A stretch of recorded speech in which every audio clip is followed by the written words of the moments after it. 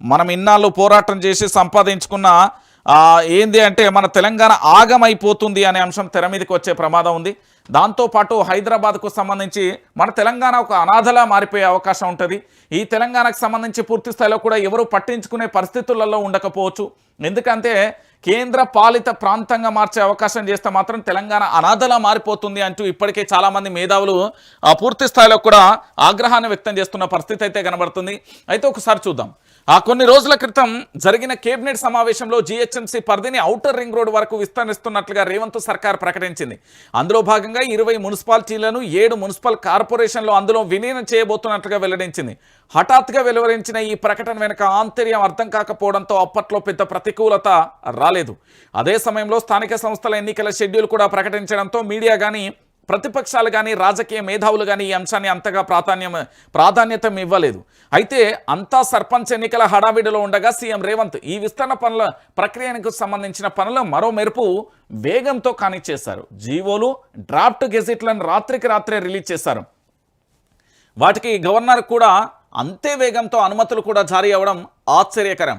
అయితే ఇప్పుడిప్పుడే జీహెచ్ఎంసీ విస్తరణ వెనుక కుట్ర కోణాలు ఒక్కొక్కటిగా బయటపడుతున్నాయి. కనీస శాస్త్రీయ అధ్యయనం లేకుండా, ముందస్తు కసరత్తు, క్షేత్రస్థాయి పరిశీలన ఏదీ లేకుండా ఇంత పెద్ద కార్యక్రమానికి సీఎం రేవంత్ రెడ్డి పూనుకోవడం వెనుక మతలబ్ ఏంటి అనే ఆరోపణలు కూడా వస్తున్నాయి. అయితే హైదరాబాద్ మహానగరాన్ని పూర్తి స్థాయిలో కేంద్ర పాలితంగా అప్పగించే ప్రమాదం ఉంది అంటూ కూడా చెప్తున్న పరిస్థితి అయితే కనబడుతుంది. ఒకసారి మనందరం కూడా చూద్దాం ఒకసారి. ఎందుకంటే ఈ ఓఆర్ఆర్కు సంబంధించి ఎట్లా పోతున్నది ఏం కథ అనేది కూడా ఒకసారి చూడొచ్చు.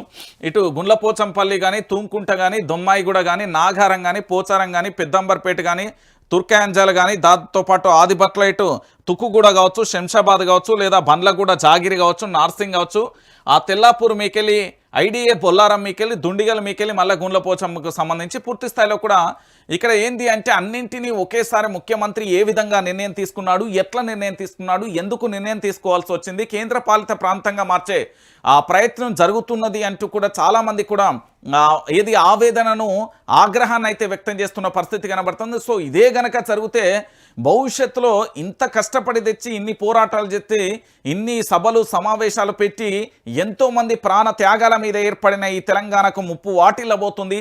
ఇదే గనక జరిగితే భవిష్యత్తులో మనం చాలా ఇబ్బందికరమైన పరిస్థితులు ఎదుర్కోవాల్సి వస్తుంది.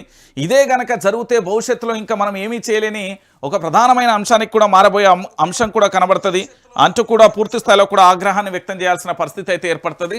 సో మొత్తానికైతే ముఖ్యమంత్రి గారికి సంబంధించి నిర్ణయాల వెనుక తెలంగాణ రాష్ట్రాన్ని మాత్రం వెన్నుపోటు పొడిచే ప్రయత్నం అయితే రాష్ట్ర ముఖ్యమంత్రి చేతిలో జరుగుతున్నది. ముఖ్యమంత్రి ఏదో ఒక పెద్ద ఏంటంటే తెలంగాణ ప్రాంత ప్రజలకైతే వెన్నుపోటు పొడిచే అవకాశం ఉంది అంటూ కూడా చెప్తున్న పరిస్థితి కనబడుతుంది.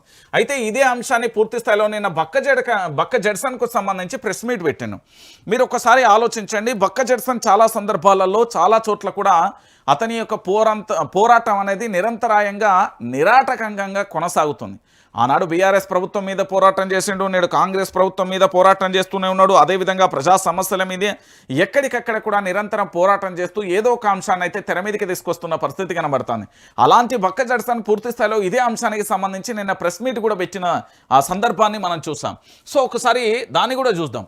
ఏంటిది అంటే తెలంగాణ తలను కొట్టేసే కుట్ర, హైదరాబాద్ను కేంద్ర పాలిత ప్రాంతం చేసే పన్నాగం, రేవంత్, మోడీ, చంద్రబాబు కలిసి గూడు పుటాన్ని ఏంది త్రిమూర్తులు కలిసి భారీ కుట్రకు తెరలేపారు. కేసీఆర్ హయాంలో చంద్రబాబు ఆటలు సాగలేదు, అందుకే శిష్యుడితో కలిసి కక్ష సాధింపు చర్యలు, తీగ లాగితే యూటీ డొంక కదిలింది. తెలంగాణలో ఆర్థిక ఎమర్జెన్సీ వచ్చే ప్రమాదం ఉంది. వేతనాలు, పీఆర్సీలను సర్కార్ పెండింగ్లో పెడుతుంది.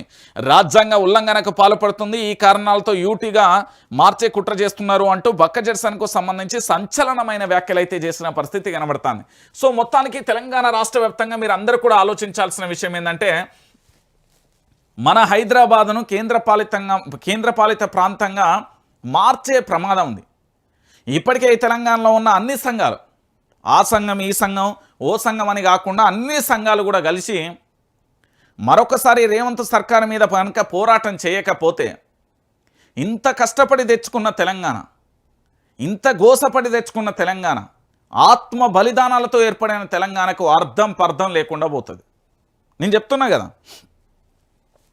నేను చాలా సందర్భాలలో ఎందుకు గుర్తు చేసినా అంటే మీ అందరికీ కూడా చాలామంది నన్ను అన్నారు, ఏందన్నా కాంగ్రెస్ ప్రభుత్వం ఏర్పడి 6 రోజులు 15 రోజులు నెల రోజులు 6 నెలలు కానేలేదు నీ యుద్ధం ప్రకటించినావంటే దాని వెనుక జరిగే కుట్ర యోగిది. ఏంది అంటే ఎప్పటికైనా చంద్రబాబు తెలంగాణ రాష్ట్రానికి షేటే చేస్తాడు. మన తెలంగాణ రాష్ట్రాన్ని ఏందంటే సంతోషంగా ఉంచనీయడు ఆయన. ఆనాడు ఉమ్మడి ఆంధ్రప్రదేశ్లో నల్లారి కిరణ్ కుమార్ రెడ్డి అనేట ఆయన ఉండే, మీ అందరికీ తెలుసు కదా, ఒక్క రూపాయి కూడా ఇయ్యని ఏం చేసుకుంటావు చేసుకో అన్నాడు. ఆ తర్వాత మీ తెలంగాణ రాష్ట్రం వస్తే నక్సలిజం పెరుగుతుంది, మీరు కనీసం పరిపాలన చేసుకోలేరు, మీరు పూర్తి స్థాయిలో విద్యుత్తుకు కూడా ఆటంకంగా ఏర్పడి చీకట్లో మీ బతుకులు ఉంటాయి అంటూ కూడా అనేక రకాలుగా వ్యాఖ్యలు చేసి భయపెట్టి బెదిరించి భయభ్రాంతులకు గురి చేసి ఆందోళనకు గురి చేసే వ్యాఖ్యలు చేసిండు. తర్వాత కల్వకుంట్ల చంద్రశేఖరరావు వచ్చిన తర్వాత ప్రభుత్వం ఏర్పడిన తర్వాత చాలా సందర్భాలలో కూడా ఆంధ్ర పెత్తందారి వ్యవస్థ చాలా వరకు కూడా ప్రయోగాలు చేసింది. ఒక రకంగా కాదు, 2 రకాలుగా కాదు, చాలా రకాలుగా ప్రయత్నం చేసింది.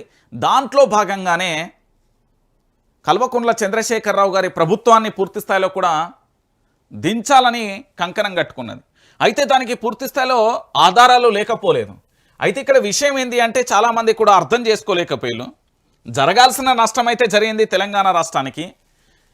మీరు గుర్తుపెట్టుకోవాలి, మళ్ళా కేసీఆర్ అనే వ్యక్తి ఉన్నంత వరకే మన తెలంగాణ రాష్ట్రానికి ఏదైనా, అది విద్యుత్ వెలుగులైనా, గలగలా పారే గోదారైనా, లేకపోతే ఈ తెలంగాణలో భూములన్నీ కూడా పచ్చని మాగాని భూములని పచ్చని రంగేసినట్టు ఉండడమైనా, ఇక్కడ నిరుద్యోగులు ఉద్యోగ అవకాశాలైనా, లేకపోతే పరిశ్రమల విషయంలోనైనా, లేదా పెట్టుబడుల విషయంలోనైనా, లేదా అభివృద్ధి విషయంలో కేవలం కల్వకుంట్ల చంద్రశేఖరరావు ఉన్నంత వరకే ఈ తెలంగాణ అభివృద్ధి అనేది ఉంటుంది. ఎందుకు నేను ఈ విషయాన్ని చెప్తున్నానంటే, కేసీఆర్ అనే వ్యక్తికి ఈ చంద్రబాబు ఉన్నాడు కదా, టీడీపీ పార్టీకి సంబంధించిన అధ్యక్షుడు, ఈ చంద్రబాబుకు సంబంధించి పూర్తి స్థాయిలో కూడా నారా చంద్రబాబు నాయుడు అంటారు కదా, ఎన్బీకేనా, నారా చంద్రబాబు నాయుడుకు సంబంధించి ఈయన ఏం చేస్తాడు అంటే పూర్తి స్థాయిలో కూడా తెలంగాణ రాష్ట్రం అనేది పచ్చగుండు ఈయనకి ఇష్టం ఉండదు. నిజం ఇప్పుడు ఇదే జరుగుతుంది. ప్రధాని నరేంద్ర మోడీ నేతృత్వంలో ఉన్న భారతీయ జనతా పార్టీ తెలంగాణలో ఉన్న కాంగ్రెస్ జోలికి ఎందుకు వస్తలేదు? ఈ తెలంగాణలో చాలా సమస్యలు ఉన్నాయి. భూ కుంభకోణంలో, భూ స్కామ్లలో, భూ సెటిల్మెంట్లో తెలంగాణ టాప్ 1. దాంట్లో అందరికీ తెలుసు టాప్ 1 ఇది. భూములకు సంబంధించి భూబకాసురులు ఎంత అంటే సత్తపిండి బుక్కినట్టు బుక్కుతున్నారు ఈ తెలంగాణలో రాజకీయ నేతలు. భూమి కనబడ్డదా కన్నేస్తున్నారు, ఫామ్ హౌజులు కనబడ్డాయా బెదిరిస్తున్నారు, భూమి డెవలప్మెంట్కి ఇస్తవా సస్తవా అంటూ కూడా బెదిరించి భయభ్రాంతులకు గురి చేస్తున్న అంశాలు చాలా వరకు ఉన్నాయి. మీరు అనుకుంటున్నారు కానీ తెలంగాణ రాష్ట్ర వ్యాప్తంగా ఇవే జరుగుతున్నాయి. సో ఈ అంశాల మీద కూడా ఎక్కడా కూడా చర్యలు తీసుకోలేదు. ఇంకొకటి ఈ మధ్య కాలంలో తెలంగాణలో ట్రెండింగ్లో ఉంది ఏంటంటే హైడ్రా అనే ఎపిసోడ్ ఉన్నది. ఈ హైడ్రాకు సంబంధించి పూర్తి స్థాయిలో కూడా చాలా వరకు కూడా ఎవరు మాట్లాడతలేరు. ఈ హైడ్రా విషయంలో కూడా 1000 కోట్లు ఎక్కడ తెలంగాణ పొలిమేరలు దాటిపోతున్నాయని బీఆర్ఎస్ పార్టీకి సంబంధించిన కేటీఆర్ చాలా సందర్భాలలో మాట్లాడిను. ఇక్కడ నుండి చందాలు వెళ్తున్నాయి, నెలకు గాంధీ భవన్కు సంబంధించిన కరెంటు బిల్లులు, రెంట్లన్నీ కూడా తెలంగాణ రాష్ట్రం నుండి ఫండింగ్ జరుగుతుంది అంటూ చాలామంది చెప్పిన పరిస్థితి కనబడుతుంది. దానికి మూలం హైడ్రా అనే అంశం కూడా తెర మీదకి వస్తుంది. ఇంకొక అంశం ఏంటంటే మూసీకి సంబంధించి సుందరీకరణ ఎపిసోడ్ తీసుకొచ్చాను. అయితే ఇక్కడ కూడా చాలామందికి తెలియని విషయం ఏంటంటే ఆంధ్ర పెట్టుబడిదారులకు సంబంధించి, అంటే ఆంధ్ర పెత్తందారికి సంబంధించి మీకు ఈ మధ్యకాలంలో చాలా వరకు గుర్తుండే ఉండాలి.